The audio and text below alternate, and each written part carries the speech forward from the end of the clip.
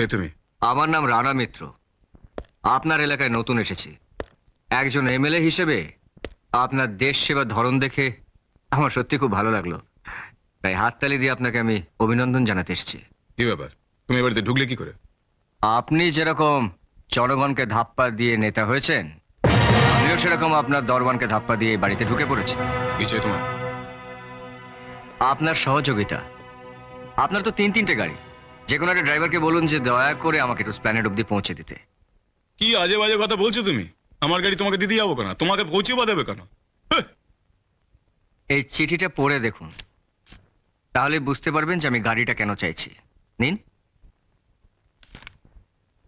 Employment এক্সচেঞ্জের চিঠি? হ্যাঁ,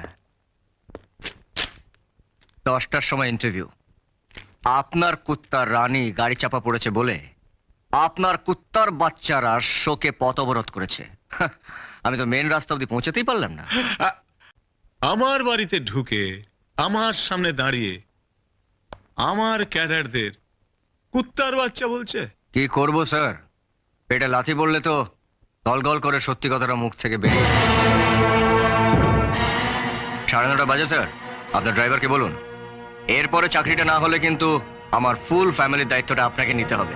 ড্রাইভারকে নয়, তোমার মতো উদ্ধত ছোকরার জন্য দারোয়ানি যথেষ্ট। বিবেন, বিবেন, তুমি এখানে? তুমি মাঝে মধ্যে ভুল করে ফেলো বাবা, তাই তোমার মেয়ে হয়ে তোমার সেই ভুলগুলো শোধরাতে আমাকে এখানে আসতেই হয়। আপনি আমার সঙ্গে আসুন, আমি আপনাকে স্প্ল্যানেট অব্দি পৌঁছে দিচ্ছি। তুমি এই ছোকরাকে চেনো? চিনতাম না, এখন চিনলাম।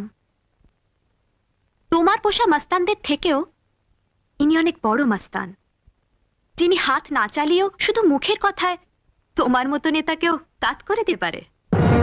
ছোটু এনাকে এখানে নিয়ে এসছে, ছোটুর মুখেই সব শুনলাম। একজন বেকার ছেলেকে চাকরি দেওয়ার মুরতো যখন তোমাদের নেই, তখন তোমার খামখেয়ালিতে এনার ক্ষতি হয়ে যাক, তোমার মেয়ে হয়ে আমি সেটা কখনোই চাই না বাবা। আপনি আমার সঙ্গে আসুন, আমি আপনাকে পৌঁছে দিচ্ছি। না না না, তার কোনো দরকার হবে না।